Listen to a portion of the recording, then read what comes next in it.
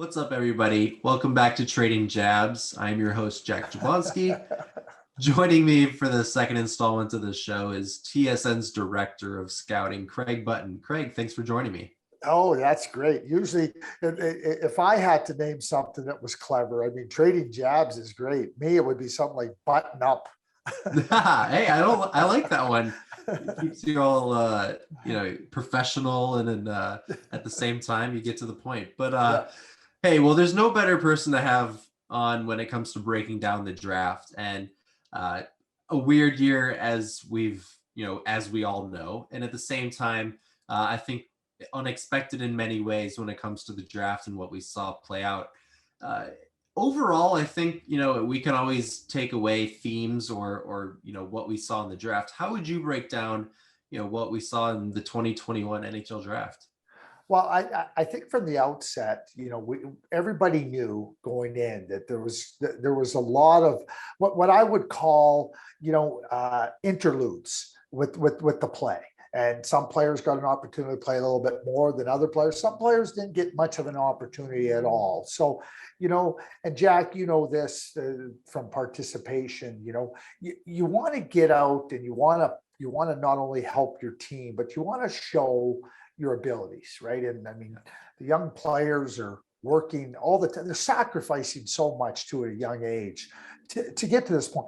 It's one part of it. It's not the end all and the be all, but it's an important part. And so for the young players that were in this draft class, I really felt for them. And with respect to, it's great to talk about the NHL scouting personnel that didn't have the opportunity to scout as much and didn't see the players. Well, the players didn't have the opportunity to play. And that's what that's what they've sacrificed for, to show, hey, listen, I'm somebody you should draft. I'm somebody that can be a big part of your future. So extending from that, I think what we did see was the players, a theme, and this is in the early part of the draft, is that the players that had an opportunity to really show their qualities and their attributes, and by extension, the NHL personnel being able to gain confidence having watched them as much. I think that's what we saw in the draft. I think we saw those players go, and we're going to see. And I'll give you an example. Last year, Jack Quinn went 8th overall to the Buffalo Sabres. Jack Quinn, I'll just tell you my own experience with Jack. I watched him leading up to his draft year, and I went in. It was early October of 2019. And Marco Rossi was playing in Ottawa. And I was like, okay, well, boy, he looks pretty good, Jack Quinn. And then I went back in November and I was like, he's really good. By the time I got to February, you're going, and that's what I mean. He had the opportunity to show everybody. You gain an opportunity to have that confidence. He becomes the 8th overall pick. There's Jack Quinns in this draft that weren't picked 8th overall or whatever. But they didn't get the opportunity to show it. So I think one of the big themes was the players that had the opportunity to play and to demonstrate those skills. Those were the players that certainly the NHL personnel had a lot more confidence in really saying, this is who we're going to take and stepping up on them. There's going to be some really good players that are going to come from other parts of the draft. And in a few years' time, we'll go, how did they get them there? Right? My answer will be they didn't have an opportunity to play. NHL personnel didn't have an opportunity to watch them. So, you're making those selections with just a little less confidence than you normally would have. Well, it's obviously a weird year, and you mentioned the inability to fully scout players and some of the players not having that opportunity. You mentioned Jack Quinn at 8th overall. Well, this past year in the 2021 draft, the Kings did draft 8th overall, and a guy in Brandt Clarke, who, like you mentioned, didn't necessarily have a great opportunity because he was in the OHL and they didn't have the season. So he goes over to Slovakia, has a solid year.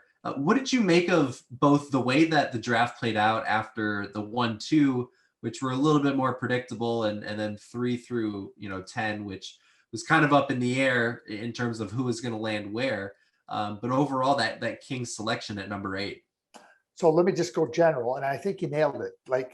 3 to 9, it was kind of like, okay, here's the group, and we didn't know where they would land, right? We didn't, right? And I think there's no better way to put it.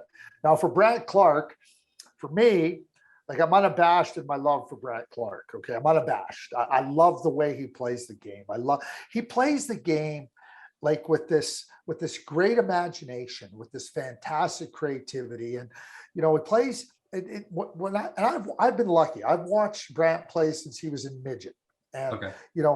He wants to be a difference maker. He when the puck's on his stick, there's not a play he doesn't think he can make. And most of the time he makes them, and Yeah. he's comfortable being at the opponent's, right in front of their net, and so he becomes a very difficult player to defend because he's going to play the game forward. He's going to play the game without any predetermined plan. Like he's going to take what's coming to him and then he's going to adjust. So if he doesn't know what he's going to do and he's waiting for those openings, how does the opponent know what he's going to do? And Jack, I know you've heard the scouting report on Brant, and people talk about, it's always amazing. Oh, well, skating style. I like, all I see is this brilliant mind that when the puck's on a stick, good things happen. I see a bold player. I see a competitive player, and I don't see a lot of players like Brant, and he's comfortable being Brant. Now we go to the Kings, and I think about, what an opportunity to be an understudy behind Drew Doughty. And I think about Drew, and Drew is so, you think over the years with Drew, he's so enthusiastic about playing the game. I think he's going to be just as enthusiastic about taking young players under his wing, like Brant Clark, like Brock Faber, who was their second round pick last year. You start to look at, and we look at Sean Walker and some of the play, but I think that the LA Kings in the last two drafts, being able to select, Brock Faber and then now Brant Clark. That's got to, it's got to be exciting for LA Kings fans. But to know that those two young players have somebody to look up to with the pedigree of Drew Doughty, and my belief that Drew will just feel, hey, I'm going to help these kids be as good as they can be. I think there's every reason to be excited. Well, I'm glad you brought up Drew Doughty, and for a few different reasons. He obviously is one who wears his heart on his sleeve, and seems like Brant Clark is a very personable guy, but someone who's very enthusiastic, and frankly, you talk to him and you just know that the guy loves life. But it's interesting because Drew Doughty was taken second overall, and in some of your previous draft rankings, you also had Brant Clark at that number 2 slot. I guess the real question for me is, why was he ranked ahead of the likes of maybe a Luke Hughes or Simon Edmondson, who were taken before him in this year's draft? Well, I think it's all about the offensive imagination. I think it's about the creativity. We can go back, Jack, and I've been careful, because when we use comparables, there tends to be that, oh, geez, he's not that. So I try to talk about a comparable type. Okay? Yeah. So the comparable type I use for Brant Clark is Erik Karlsson. That's the type of game that Brant plays. Now, so I hope by answering or telling you who the comparable is, tells you or gives you an idea why I had him rated so high. It makes a lot of sense when you put it that way, right? Yeah. So so sometimes you can explain something by using a different methodology. And Erik Karlsson's won the Norris Trophy, and that type, and he went 15th overall. In the same draft that Drew Doughty won second, right?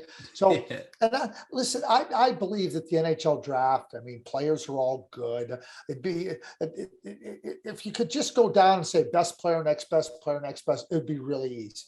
I think that NHL teams all have different evaluations. It doesn't mean they're not evaluating all the same players, but they like this player a little bit more than that player for this reason over that reason. I just love Brant Clark because when I watch him in the game, and there's 3 things that stand out to me about Brant. Number 1, it's the mind. It's that imagination, that creativity. And when the puck's on his stick, he makes plays. A lot of players can have a mind, but you got to be able to make the play, right? And he makes those plays. And the third thing about him, he's a competitor.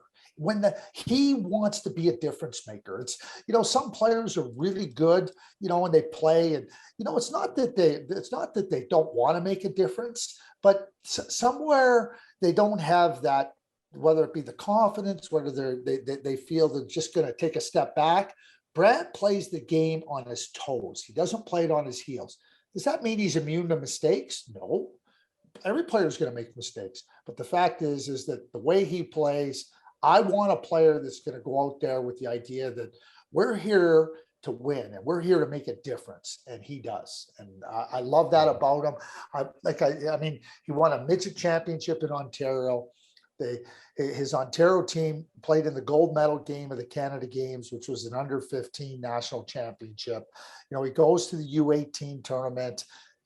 His team wins the gold medal. He's a prominent player. I don't think he's going to be any less prominent or any less part of winning at the National Hockey League level either. You talk about Clark being a prominent player in that U18 tournament. Well, you moved to the Kings' second-round draft pick in Francesco Pinelli, who was also a prominent player. He had 11 points in 7 games en route to the gold medal for Canada. At 6'1" and centerman, a guy who was projected to go in the first round drops to the Kings at 42 in the second round. What did you make of the Kings' selection and overall Pinelli as a player? Well, I really like Francesco, and it's when you're watching the draft and we're all I'm very careful about. I don't think it's fair to judge teams and say, why are they not picking this guy or not? Everybody again has different evaluations, but what happens is I end up at the end of the first round and I kind of start going through and I'm going, nobody picked Pinelli, that he didn't get picked. Then there's a few players like that don't end up getting selected. And I know that there's a range and everything, but I see him.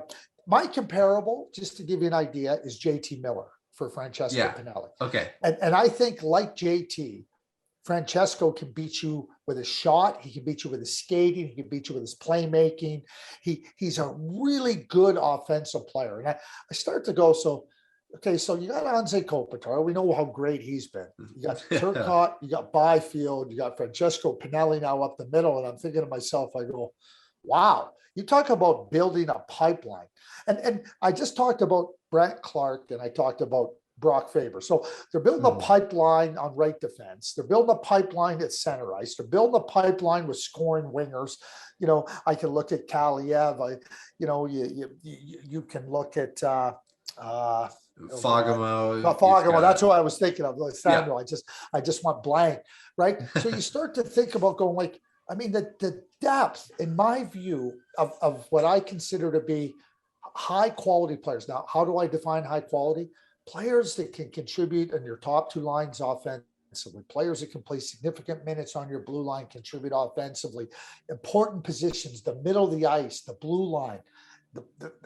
It's almost an embarrassment of riches for the LA Kings. And, I know we're going to get into a talk here at some point because I also love the defenseman they drafted in the 4th round, Kirill Kaprizov. And I'll get into that in a minute. But Pinelli, to me, the qualities that he had, he can score from 35 feet, Jack. And he can score on the rush, and he can score in tight, and he can make plays. And, he has a game that's just, to me, he can assimilate himself to any style of game.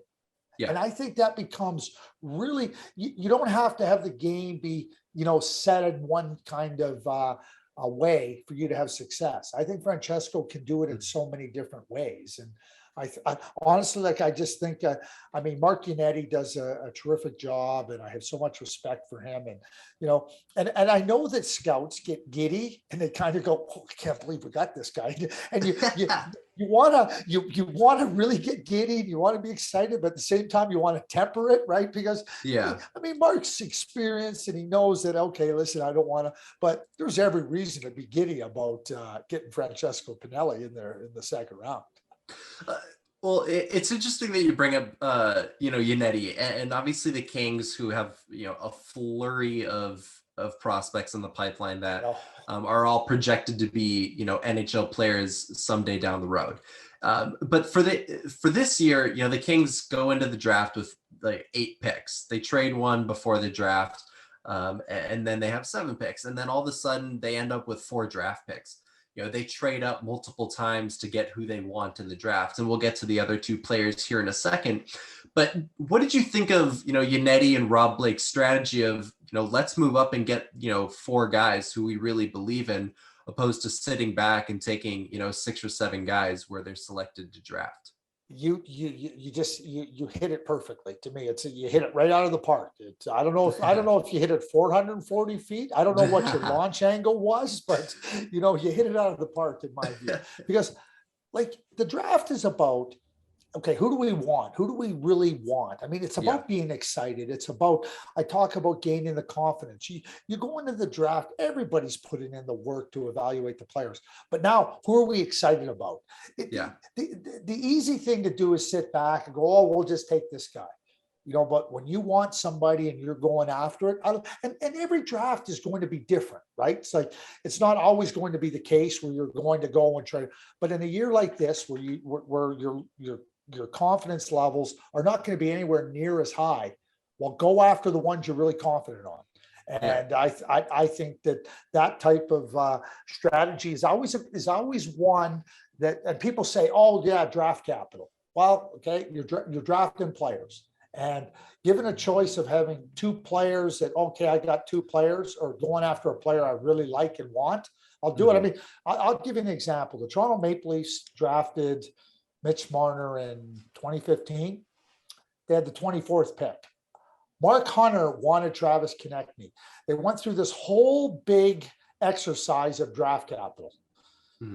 So they traded back. They ended up with Travis Dermott.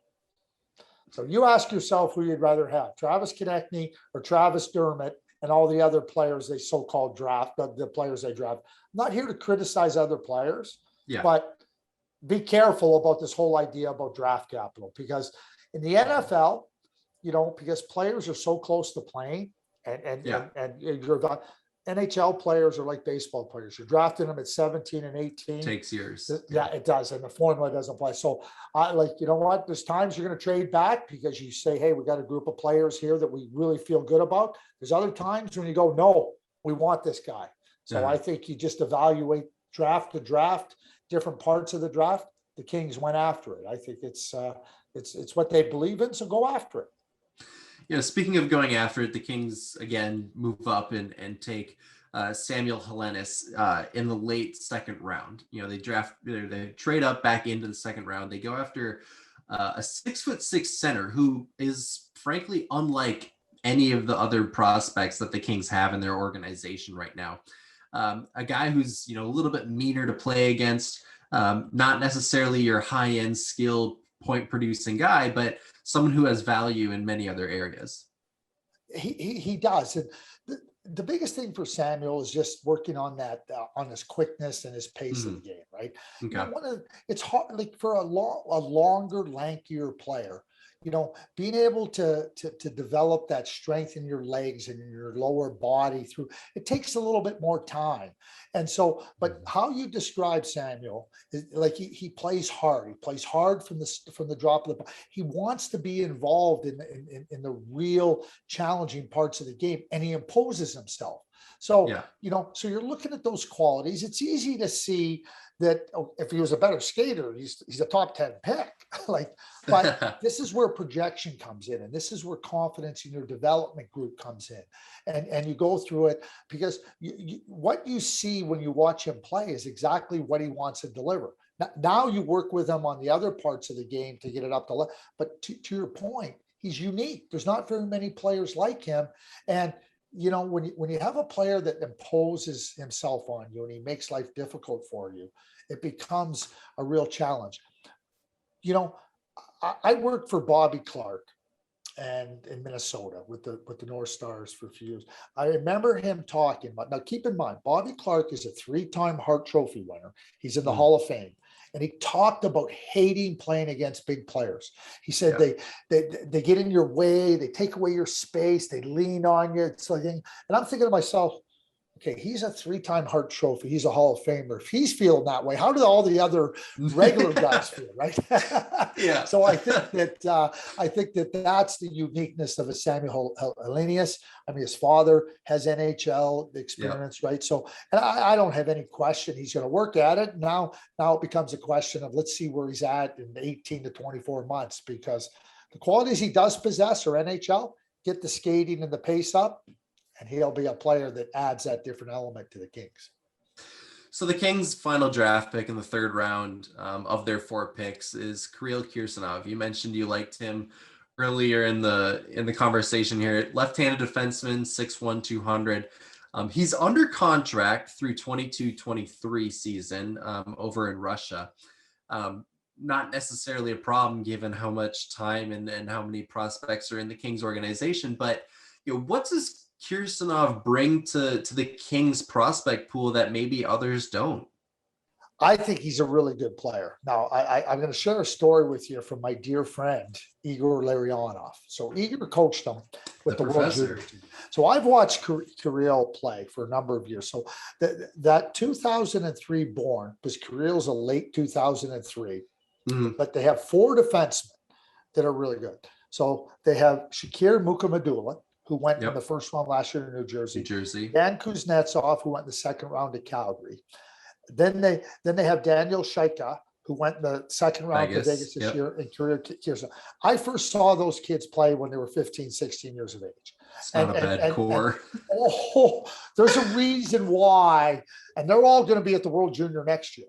They're all eligible next year. They played last year. All 4 of them played last year as 18-year-olds. And so when you first see them play, they've won. They won U17, they won Halinka, they won all that. So now it gets me to Kirsanov and back to Igor. So Igor is telling me, he says, I see him at the training camp, and this is in November, because he brought his team basically to the senior tournament in Finland, and they won. Okay. They won the tournament before the World Junior. That's how good these kids are. But so Igor says to me, he goes, Kirill was probably a little bit overweight, maybe 8-9 pounds overweight. And Igor's fit as a fiddle. Like, he's as fit now as he was when he played. And so he said to Kirill, Kirill, hockey shape. He goes, COVID's really affected me. Igor says, he goes, me, I've been in COVID too. Maybe it's not COVID. Maybe you got to eat a little bit. Maybe it's you, But that's not a negative, okay? And I don't want that to come across as a negative. Players have to learn. They have to learn the habits. They have to learn that. So, I heard similar things about Drew Doughty in his draft year. Like you have to, they all have to get in shape, and they all have to work. Like Kirill's. So now let's get into Kirill, the player. I'm just saying, like, that's why I think he went in the third round. I think there's a real exceptionally smart. He's a defenseman that when you talk about playing the game with a chess-like mind, that's how Kirsanov plays the game. Smart, reads the play, understands where to go. He doesn't waste a lot of movement chasing around the game because he's thinking the game. He's an excellent passer. He gets the puck on a stick. He knows where he wants to go with it, and he gets it there. The other thing about him, and I'm telling you, this is a hallmark of the 4 players that the Kings drafted in this year's draft, and not just this year's draft and previous draft, but this year. He's competitive. He's the game gets into its challenging moments, and Kirill is no shrinking violet. In fact, he's he's ready to step up. He's ready to take the initiative. And that you can call it boldness, you can call it initiative, you can call it like whatever you want, but he's got those qualities. All he's got to do is just continue. If you're going to look at a player, I watch him on the ice, and I think he's just a really good player. I think he's a player that could have easily gone in the first round. Kings get him in the third round. I think again. So we talk about the right side. Kim Nusainen, who they drafted in the 4th or 5th round a couple of years ago. He's playing in the World Championships this year. Had a fantastic season in Finland. He's a different player than Kirsanov. So now, remember we started talking about how they have like depth on right defense. Now I'm talking about left defense. Then We're talking about center, center. scoring I haven't wingers. mentioned Kirill Thomas, who really had a nice year. Yeah, Right? very. So like, you got all these blend of different players that to me get like again. I gush because I think the LA Kings are really on a track where not only do they have players that I think can be difference makers and real good contributors, but they're going to be coming through together. And, they're Yeah, going to have the benefit of a Drew Doughty, not a Drew Doughty. They're going to have the benefit of Drew Doughty and of Anze Kopitar. Like that makes it a lot easier for centermen and defensemen to come into the league when you have quality players like that to not only play around, but you know what quality people they are. They're going to get excited because they know these guys are not only going to help them win today and be better, but they're also going to they're going to be sponges in terms of learning from those guys. absolutely. Well, the future seems bright for the Kings. Obviously, this draft, I guess consensus wise was successful for the Kings overall. But Craig, I want to thank you for your time, and hey, we'll be in touch and happy to have you on again. Oh, well, Jack, it's always my pleasure to join you. And it's always my pleasure, and I say this too, to spend the time talking about the players. I know how passionate you are about the Kings. We know how passionate the Kings fans are. But, the four players I just talked about, I mean, Kirill Thomas, who I absolutely love, Quentin Byfield, who I love, Alex, I mean, these are all quality people too. Like they're really quality people that you know how committed they are. You know how talented they are, but they really want to be real contributors to the LA Kings over the long haul. And I think that makes it exciting to watch where they started from and to see, hey, they got a bright future.